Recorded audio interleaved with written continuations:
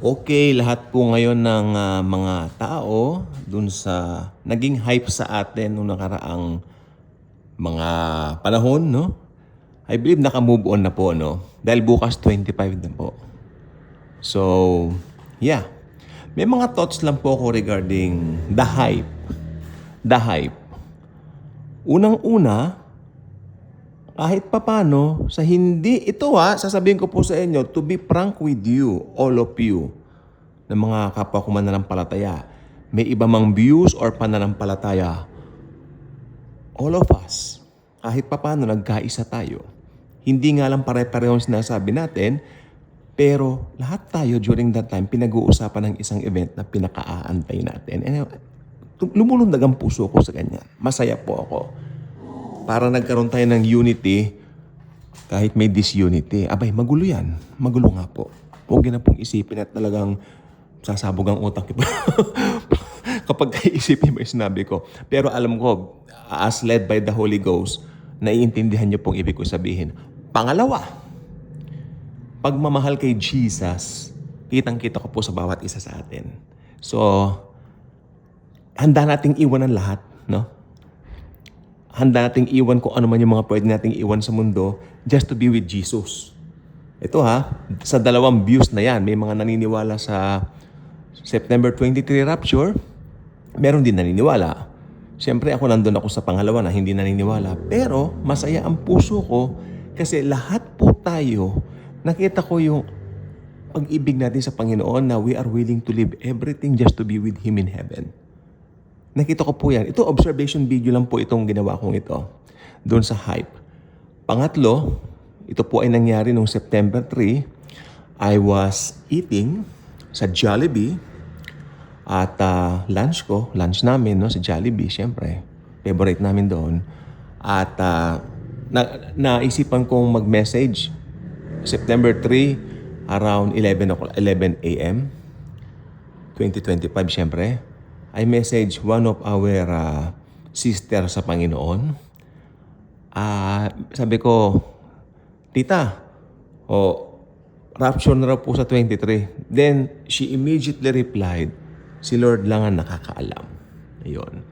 Nandun pa rin yung sovereignty ng alam natin na ang Panginoon lang may hawak. Okay? So, tatlo lang po yan observe kong yan. Pero ang pinakamahalaga po talaga dito, nandoon na po sa atin yung umabot tayo sa pagkakaisa na tayo po ang laging laman ng media, ng internet kaysa sa mga walang kapararakan. At saka nakita ko pa pong isa, despite nung sa politics pinag-uusapan sa Pilipinas, hindi po tayo natinag, talagang mas interesado pa rin tayo sa pagbabalik ng Panginoon kaysa dyan. Because only Jesus can give and bring real peace sa daigdig natin. Hindi na sa Pilipinas, sa buong mundo. Only Jesus can bring real peace. Di ba? Only Him. Wala nang iba pa. May sinabi ang Panginoong Hesukristo dito sa Bible na, my peace I give unto you. Not as the world gives. Tapos ulit niya, but my peace I give unto you. It means merong false peace. May pekeng kapayapaan. Hindi po ba? While may peke, may totoo. At yan ang Panginoong Jesus. Yan po nakita ko po dito. And the Lord Himself always remind all of us to wait for Him. That's the main lesson. Ayan po ang dapat nating makita po rito. Ang matutunan po natin dapat dito lahat ay malaman natin na kung mas malapit na siyang dumating nung panahon ng mga unang mga Kristiyano, abay mas malapit na po siyang dumating. Nasa mga doors na lang po siya ngayon. Knock, knock. Who's there? Sa mga ganyan na lang po. Wala na po. Actually, wala na tayo sa end times. Nasa mga huling sandali na po tayo. Maski hindi natuloy itong September 23, I believe it's too close. Very close. May biro nga kanina Kung hindi lang, kung sabi nga nila, kung natuloy sana yung rapture kahapon, edi nasa heaven na tayo, party tayo, para yung nasa litrato. May nagsabi kanina, opo naman, tama po kayo ako. Sabi ko naman, talagang ang Panginoong Hesukristo yung kanyang oras, hindi yung orasan natin. Di ba? Yung kung kailan siya darating, siya nakababatid. Okay? So, happy night. At inihintay ko, may live broadcast po yung Rosa Siana.